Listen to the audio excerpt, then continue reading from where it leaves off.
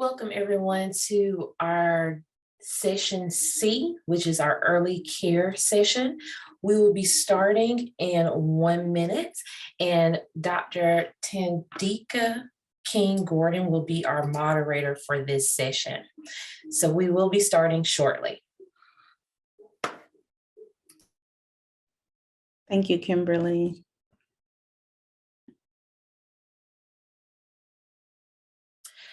Dr. King-Gordon. Thank you all again, and welcome everyone to the National African American Children, Family, and Research Center Conference. We welcome you so much, and thank you for joining this session with us today. This session is entitled An Exploration of Linkages Between Employment, Wages, and Childcare Access for Black Families to Inform Childcare Policy. I will now turn it over to Dr. Floyd, who will introduce herself and start with her presentation. Thank you. Okay. Hi, good afternoon, everybody. I'm Krishana Lloyd. I am a senior research scientist at Child Trends. And let me just make sure I can share my screen. It says I can't share while the other participant is sharing.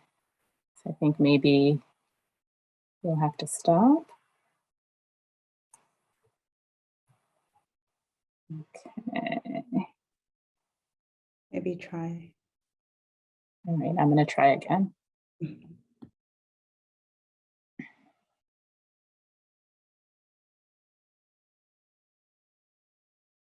Okay, why is it not showing?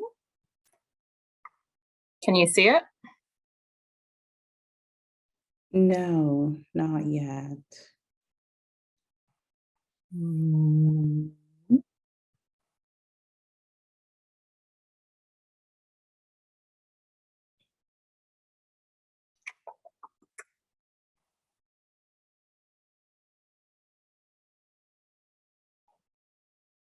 You probably can see me now. Kimberly. No. So I do see something up on the screen now. So maybe it was taking a minute. We just need it in a bigger mode so that we could see it fully on the screen. Better? So I see it to the left of my screen and maybe on the other side of each other. Okay, Really, I see a thumbs up in the chat. So it may be, if I see a few more nod-ins, do you all see it where it's a little bigger? Okay, someone said it looks good, so go ahead. Okay. Awesome. So I'm going to talk a little bit today, and I after that panel discussion, which was really invigorating, I decided I probably needed to cut a little bit of what I'm talking about because a lot of it is repetitive. So I'll try to breeze through so we have an opportunity to have a lot of discussion, because I felt like people really wanted to talk during that panel. But I'll talk a little bit about, kind of employment, wages, and childcare access for the time that we have today. Not progressing. Okay, here we go. So I'll talk about economics and what that means for child development.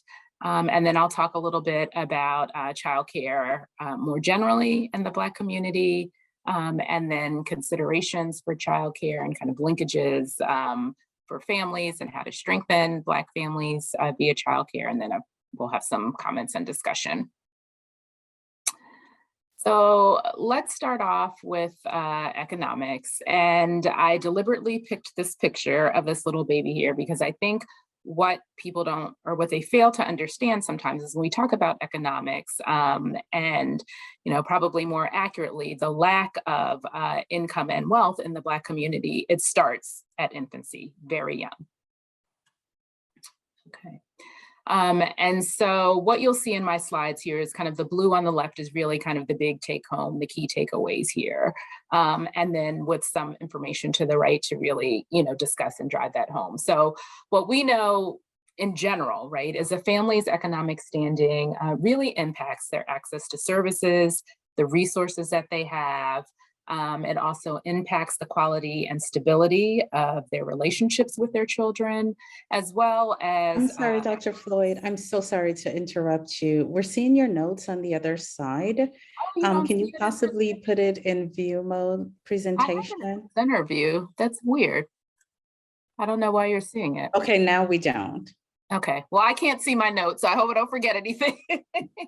I don't know why it's not accurate in presenter view. Anyway, Thank you so much. no problem. So let's talk a little bit about, kind of what's happening in terms of income. So we know that the higher amount of income that a family has, that's associated with increased stimulation and response for children, infants and young children. Actually, it matters a lot for babies as well, which also has direct links to brain development.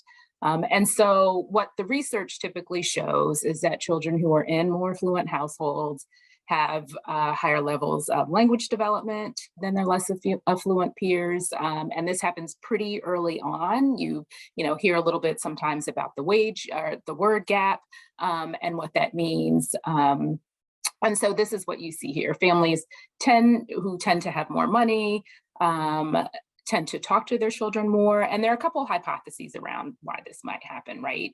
They might be less stressed out. They have resources. So because they're less stressed, they have more time to spend with their children. There's some hypotheses that say, oh, okay, well, I might not be home because I'm working, right? And I'm earning money, but I can kind of, pay for those things externally, right? So children can get tutoring, they can go to higher quality childcare environments, et cetera, right? Which then help to promote their language and other development, quite frankly, not just language.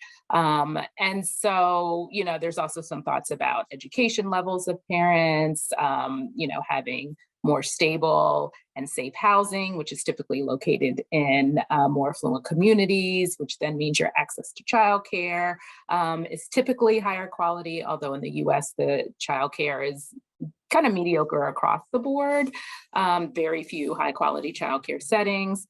But, for those that are high quality, they tend to be more resourced. And that's just not in childcare, that's in early care and education and also in schools. Right. So there's some idea here that these are the things that really help to kind of support and bolster child's development. So it's not the income per se, it's the things that the income affords you. Okay, so when we talk about Black families in particular, I think we cannot talk about Black family economics without really dealing with and discussing structural racism, which, was a big part of the panel this morning. And so, we know that Black Americans in this country have been impacted by racism, and that racism has been codified in laws, in our country's policies, in our formal and informal practices that have built these institutions that really have kind of created and exacerbated the inequality that we experience. So it's really kind of baked in to our country. It's part and parcel of the infrastructure, and it really is the foundation of who we are as a society. And so when I say structural racism, because I know people have kind of different definitions and thinking about that, when I say structural racism, what I mean is that it's a formal system. It's not informal. It's very kind of intentional and deliberate. And that system, in this country at least, privileges white people. And it results in intentional disadvantage and inequalities for minoritized individuals. And in this context today, we're talking about Black Americans, but that's certainly not the only people. I will say that Black Americans who are descendants of slaves are probably the most impacted by this structural racism issue in our country. It negatively impacts the lives of Black people in many, many ways. Everything from to where we live. We see high concentrations of Black folks in the South.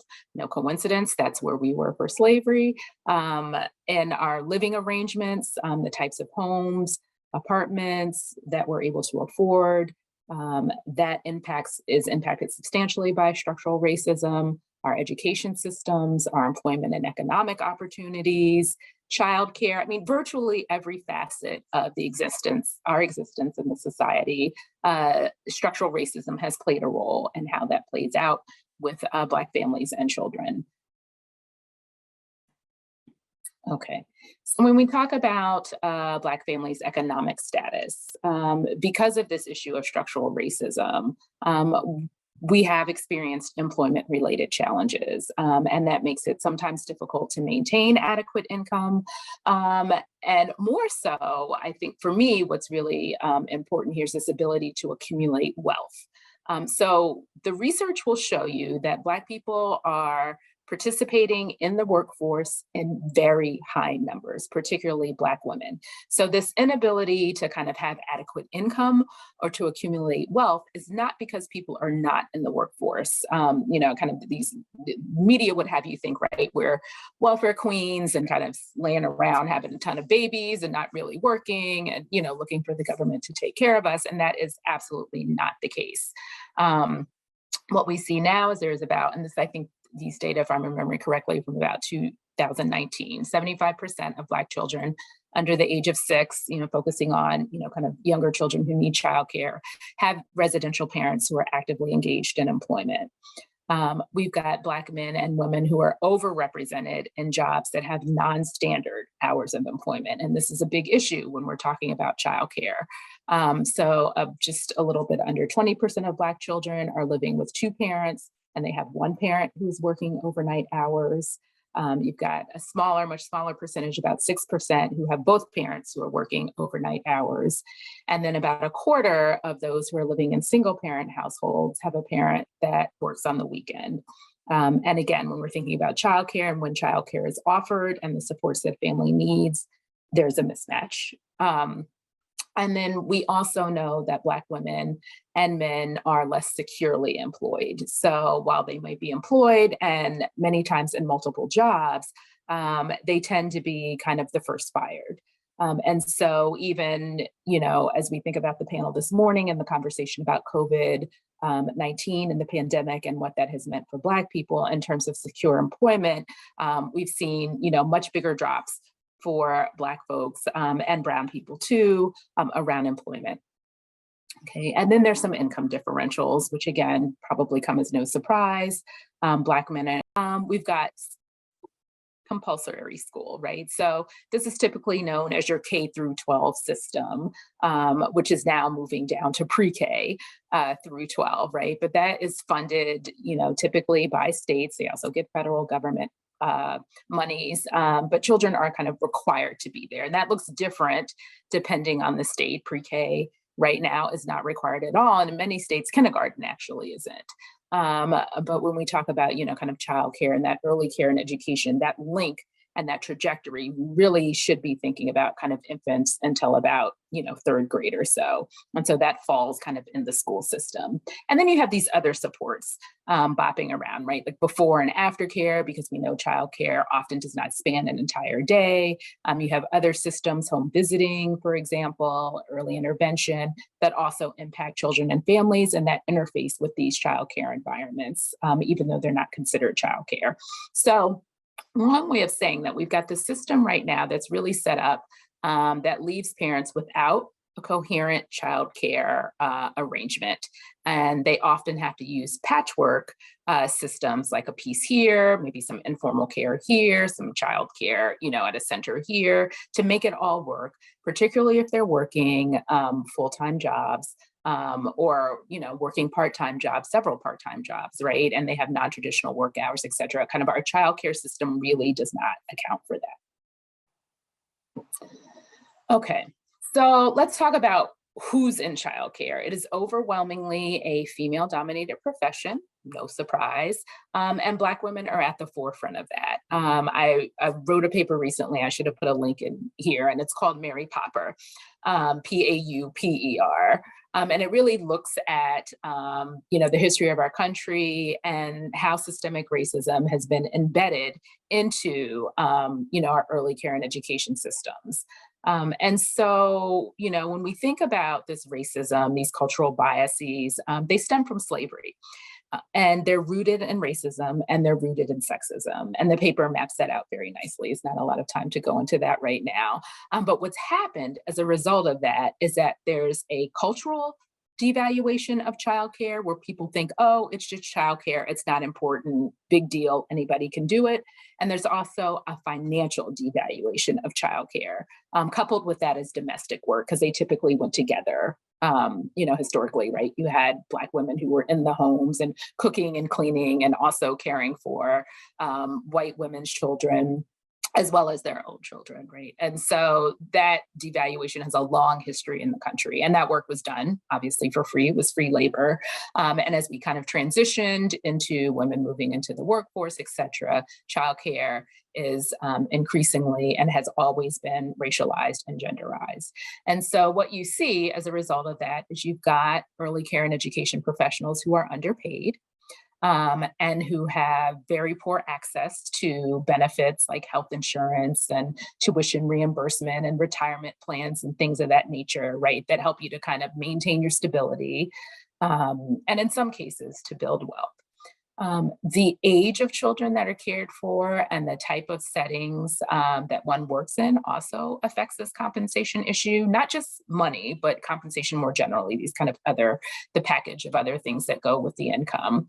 And so what we see is that infants and toddlers, people who are caring for the youngest, the babies, make less than those who care for older children. People who work in homes, those home-based professionals, make less than those who are working in center-based settings. And some of that is because of this lack of, kind of regulation. And also, there's just kind of this general sense, I've been in lots of these policy conversations lately, where, the home is not viewed as a professional environment, right? And so, again, people are thinking, oh, that's grandma, that's aunt, or whoever, right? These are not people who have professional skills, and so they don't need to be compensated as such. And then you have center-based professionals who make less than individuals who are caring for young children in those pre-K environments in the public schools. So there's a clear hierarchy within the field. And then if we look at Black women and childcare systems, we see that these compensation issues are racialized, with Black women being at the bottom of that hierarchy. They're continuing to be harmed by the perceptions and the devaluation of child and early care and education, and they're earning less money. We see here that they're about 84 cents for every dollar earned by their white counterparts. And this is regardless of the type of setting that I just talked about, right? So even within that, they're still being paid less. And so what you have here is you have themes of race, you have themes of gender, and you have themes of class that have really kind of shaped the country's perceptions of child rearing more generally, and childcare specifically.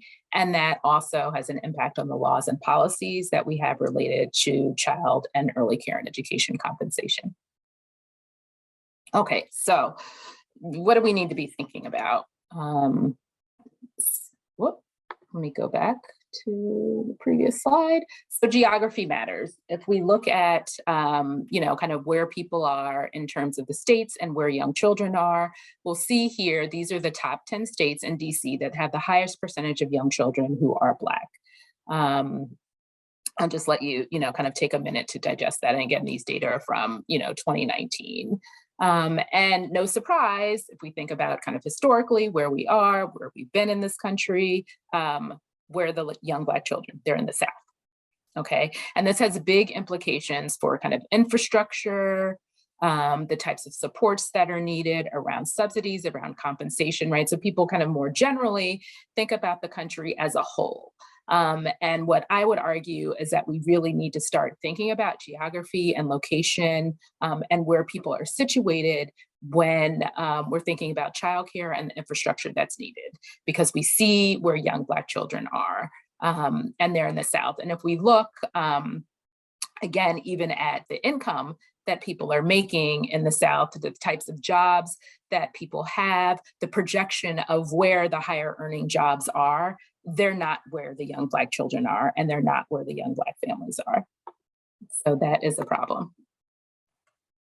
Okay, and then data also matter. So when we think about, kind of childcare and the early care and education system, we know that they're integral. COVID has if not shown us anything, we know that childcare is very important, right? That country cannot function without childcare. And so, not only is it a support to families, it's also a support to children, right? Helping them with their positive and healthy development. And again, caveated that with the conversation that we heard earlier on the panel, that, we've got childcare provided that is culturally sensitive and really addresses the needs of Black children. But we know that the system is not equitable for Black workers, particularly Black women, and the Black families who need to use it. And so when we look at the data, one of the things that we really need to be thinking about is how to disaggregate it, not just having it, but how to take it and piece it apart. And how to think about how we're forecasting where populations are so we can better understand how to address the needs of people, either through federal policies or local and state policies. And that we also need kind of this coordinated and unified compensation strategy. Right now with that bifurcated system, it's a huge problem. And so I think until we get away from that, we're really going to have some problems, and we're not going to be able to kind of address some of these inequities that we see in home-based childcare, for example, versus the schools, unless we get rid of this bifurcated system. And so I really think that we need this kind of coordinated, unified federal approach to how we're thinking about compensation that takes into account things like compensation, like the diversity of the workforce, the roles that people are playing, to ensure that everybody is getting the pay that they deserve, which currently is not the case, and that, they're not differentials within that based on race. And then policy matters. So we know here that, we've got these discriminatory laws and the practices, they've persisted for centuries. But we also know, if we think about the history of this country, right, that federal policies in particular have really been a good lever for addressing some inequities. And so, I think we need to be thinking about policy on multiple levels. Oh, I'm sorry. It looks like that slide's not right. The right side of the slide, I apologize, but we need to be thinking about policy on these multiple levels, but at the federal level and the state level, and also at the local level, and how those fit together. Because what we've seen historically, as I talked about the geography and how that matters in Southern states, whether it's around,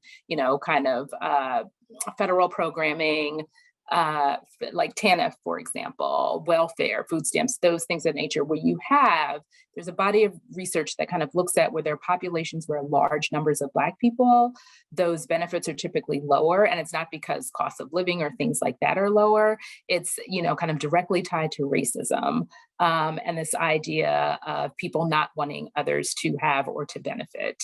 And so, that's a huge problem, and federal policies can provide some level of oversight when you're giving childcare subsidy monies, for example, to states, and that money is not being used in particular communities or not being used at all in the way that it was intended, right? The federal government has some teeth there, and they can set up some accountability standards so that states are reporting back, and not just reporting back on what was spent, but how that money was spent, what communities it was spent in, et cetera. And so policy is really important. I think now we're in, an environment where we're seeing shifts for sure in the public's perception. And that's primarily because of the pandemic. So it's been, kind of a blessing and a curse, but people are really kind of understanding the need for childcare in a way that they haven't historically. And then, we kind of have this racial consciousness that's happening within the country as well. I think if we can put those two things together and get some federal action, it sounds like that's happening, which is great. But hopefully it will continue to happen. I think we can see some progress on these issues related to kind of, compensation, and then on the back end, access to childcare. So I'll just stop sharing right here, and then, we can have some comments and discussion. Thanks so much, Dr. Lloyd. Oh man, I was getting really in tune. I was like, oh my God, is she going to talk about other states? Because when you think about the southern part of the United States and you compare it to the northern, how does that work when you're looking at data, and sometimes it's secondary data and you don't know And data obviously is ongoing. So I don't know if you have that or have looked at that or thought about that, but that also looks as a comparison when we think of the South, as you mentioned, where you think of slavery and where all that began, and low poverty income, you think of the South and what that would look at up north. But thank you for such an enlightening presentation. And we're excited about this. Thank you. Yeah, so we have a few folks on here. If you have questions, comments, please put it in the chat for Dr. Lloyd. I will also share it with her as we think about this presentation. I did share the name of your paper, but then Erin put the link there. So we're good to go. So we have you covered. So the folks are on. We'll give you a second as you digest this presentation. If you do want to share, again, any comments, questions, or feedback, we have until about 2:30. So we have a few minutes to be able to do that.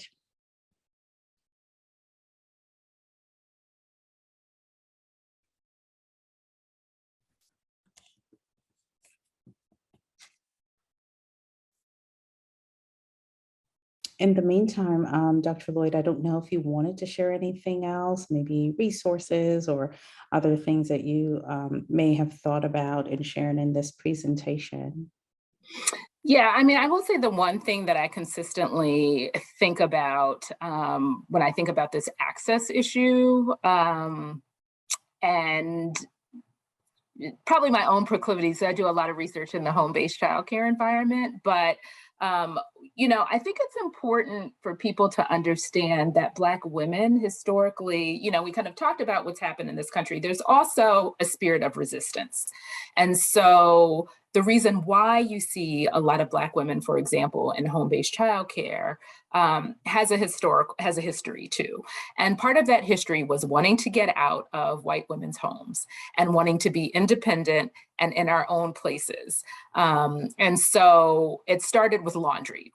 Right, we were working, and this is, kind of post-slavery, post-emancipation, and Jim Crow, right? And so there were lots of laws, Black laws, pig laws, Jim Crow, like all, kind of designed convict leasing programs for Black men, vagrancy laws. There were a lot of laws that were kind of put into place to keep Black people subservient and in agricultural and in the domestic sphere.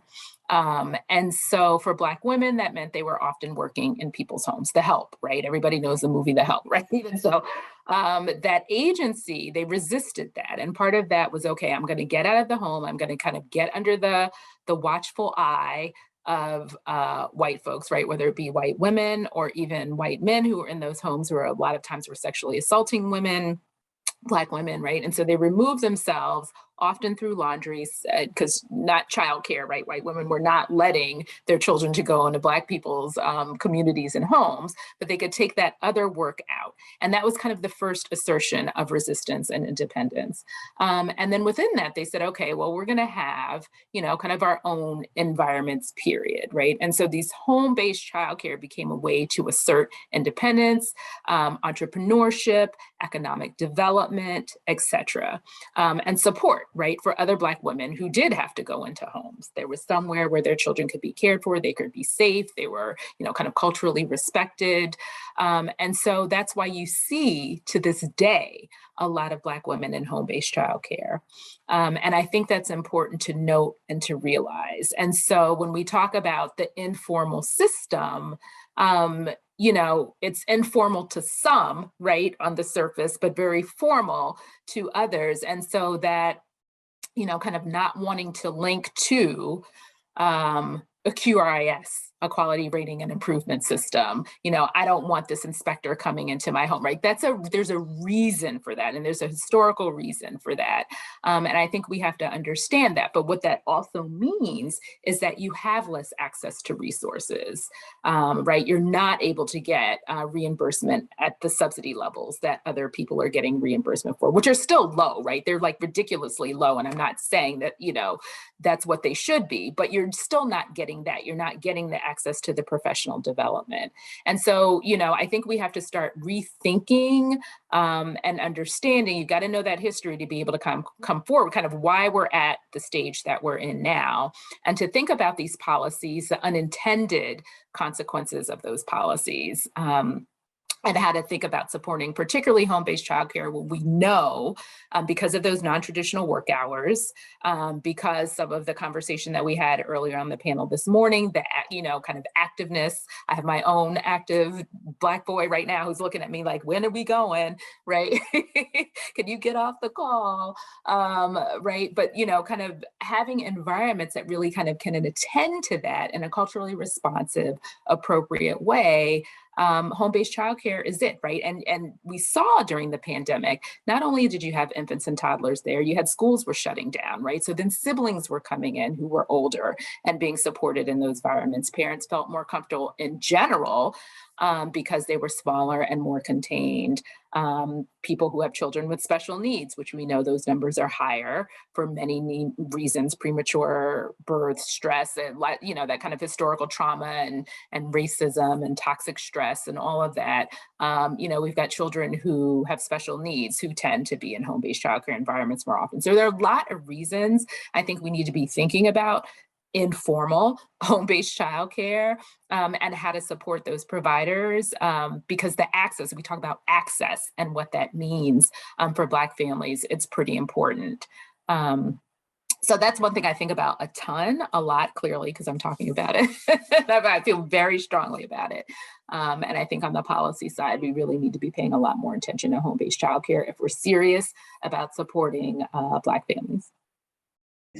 Yeah, you touched on some important points that I thought about. You know, I have a Caribbean background, and those informal cares happen even across the nation outside of the country. When you talked about in your presentation earlier about piecing things together, you know, maybe it's 2 days here with a family member, 2 days in the actual childcare because they need that social learning skills and to be with their peers. But then at home, you know, it also relates back to a financial, you know, challenge, because if my child is only going for 2 days a week, there's some type of limitation there that I'm able to send my child for an entire week. And so I'm well aware, you know, and having an educational background, you know, I taught kindergarten and first grade and fifth. And, you know, you see the dynamics of the different class. You talk about class and racism and the different areas and where that's played. And oftentimes most children need the after school care because parents are working later than 2 o'clock or 2:30 when they're dismissed, you know, and then it comes at lunch and all of the stuff.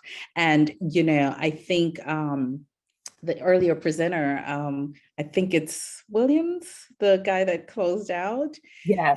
You know, he said, you know, what are we going to do with this? It's impossible for a parent to travel an hour and a half and then come back another hour and a half. When do you get home to help with homework? When do you get home to help with dinner, laundry, all of the family things? And now you want me to look at this. And so I think this, your presentation is equally important because this is what make up the Black family. You know, this is what sometimes caused the disengagement, you know, between Black fathers, because it's the pressure, you know, how do I take care of all of this? It hasn't been done with me, nor do I know. And so I think part of this conference is, you know, not just to share what others know as experts in the field, but where are those resources that we can direct fathers and Black families to so that they too, almost to say, for lack of a better term, to have a piece of the pie, you know, and be able to spend those quality times, you know. And so you're right. I've heard a little bit about the history related to Black women starting their own schools and after school programs and daycares from their living rooms, because they figured if I pay all of this, there's an overhead cost. I don't have to do that. If the kids are in my home, I can get licensed and do the other things. So this is really exciting to me, again, having an educational background and understanding families who've had those challenges, and to hear the numbers. It is alarming, but I think there are ways for us to get there and you know, and build healthy families. So thank you for that. Thank you. And I will say the other thing that I feel we need to be thinking about and kind of advocating for, I was talking to some home-based childcare provider, and it's just a fundamental thing, right? Having a home. If you are a childcare provider and you are renting, right, you're dealing and contending with landlord issues who often, fearful of liability, right, don't want children in apartment environments and things of that nature. But we know from redlining and other things that have happened in this country, Black people's access to home ownership has been low to minimal. And, and we saw, there's predatory, like there's just a host that I could talk about that forever too.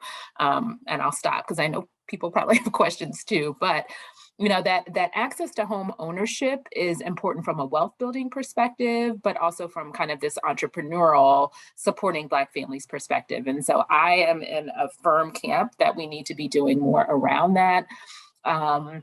A lot of what I talked about is based on a paper that I wrote that really kind of looked at federal policies and how they can support early care and education providers. And one of those recommendations was really around, kind of reparations and support for home ownership as a tool to build wealth and to support childcare for Black families. Absolutely. I'll turn it back. I do see some comments. Erin, thank you for your comment. Hugely important underlooked point, especially thinking about the quality improvement initiatives and standards for licensed home-based childcare. So thank you for that comment. Is there anyone else that's currently in this breakout session that may like to share any comments, questions for Dr. Lloyd?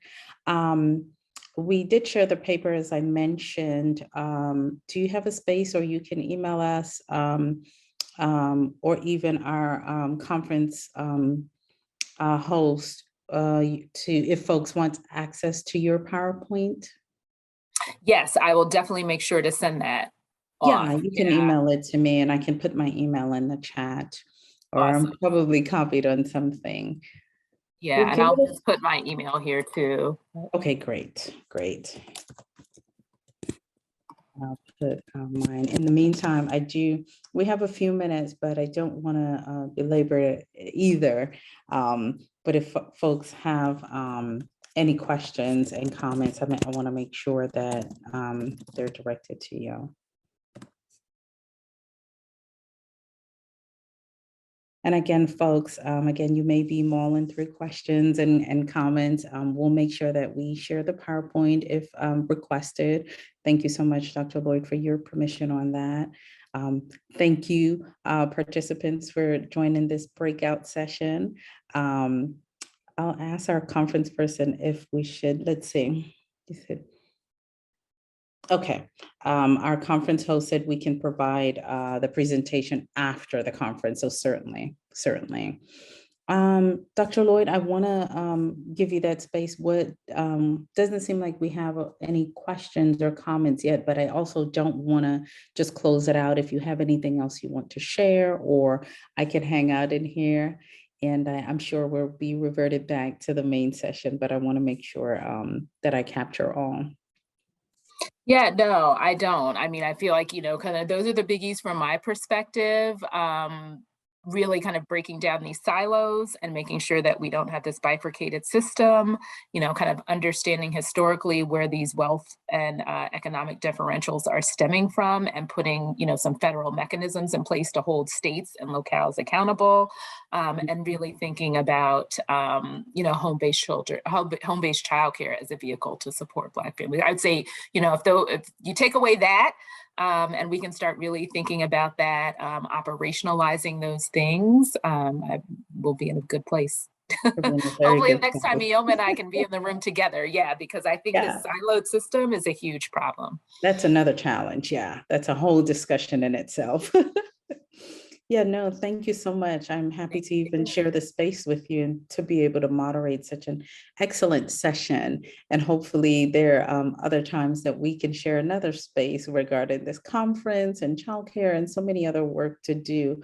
Again, thank you for leading this discussion today. Thank you again to our participants. And Kimberly, is there a way, I guess, folks can head back to the main session?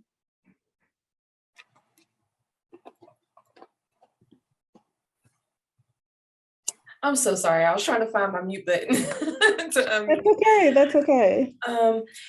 Currently, you can go back into the general session. However, we do have some breakouts that are still going forward. So once you get back to the general session, you can go and join another breakout and listen to those conversations that are going on in those breakouts. Because again, we have about 13, 14 more minutes until the end of the breakout sessions. Well, I see a quick question here, so this may take us some time. So this is from Aaron. It says, how do you see the ripples of paying ECE providers fairly playing out in the Black community for children and families? Yeah, it's an interesting question. One of the things that I looked at in the Mary Popper paper was our military childcare system. Because at this point, I feel like that's probably the most equitable system that we have. And it's certainly not perfect. And there's some folks who are doing some work around, kind of looking at leadership positions and promotions and things of that nature. But because of the nature of the military, right, there's steps, right? And you meet a certain criteria and you go up a step right? So that's clear. It's black and white, no pun intended, right? It just really makes it easy. In that system, people who get degrees, who maintain certain levels of professional development, right? They're compensated accordingly. Families have access either within military systems, or they can take that subsidy that the military provides and take it outside of the military systems for care that meets the non-traditional work hours or other needs that they might have. And we know the military, right? They work crazy hours. And so for me, I think that's a way of kind of thinking about this equity issue within the Black community and, kind of how to do it at scale. And to think about it, I feel like we really need, again, some federal teeth in this game, because the states have shown time and time again that they are not to be trusted and they cannot be charged with, kind of distributing and ensuring that federal dollars are used, in the way that they were intended and also equitably. So I think we need a federal childcare system that obviously takes into account context and the specific needs of particular communities. And that infrastructure is a big piece of it, right? If you have the bulk of, kind of children in a particular area, and what we're seeing now, incidentally, with the South is that there's this reverse migration, like people were kind of leaving, right, for better opportunities in the Midwest and the East. And so now they're coming back. But the people who are coming back are generally older. They're retiring and they're bringing that money with them. But the people who are still there don't necessarily have those resources. So if you just kind of look on paper, right, at what the Black population looks like and that money, it does look better than it actually is, right? Because you've got people who are coming back with significant resources who have left. And then, people who have stayed and have not been able to leave because of financial issues or what have you. And so that infrastructure, right? People kind of who's feeding into that system and who needs, those resources, it's playing out at a state level, but I think the federal government has a big role in kind of monitoring that and making sure that people are getting what they need equitably. Because I think that was the question, right? How do you do it in an equitable way? And that goes back to the, the data. Yeah, absolutely. Thank you for answering that, Erin. I hope that Dr. Lloyd has provided the response that I'm certain that you were hoping to. And she says, thank you.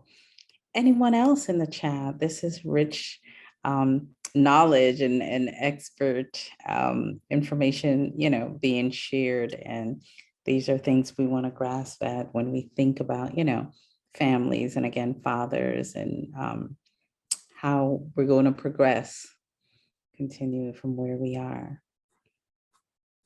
I don't see anything else in the chat. So we have about 8 minutes. We could hang out here based on the direction from our conference leaders and support. And then we can choose to go back into the general session for the closeout.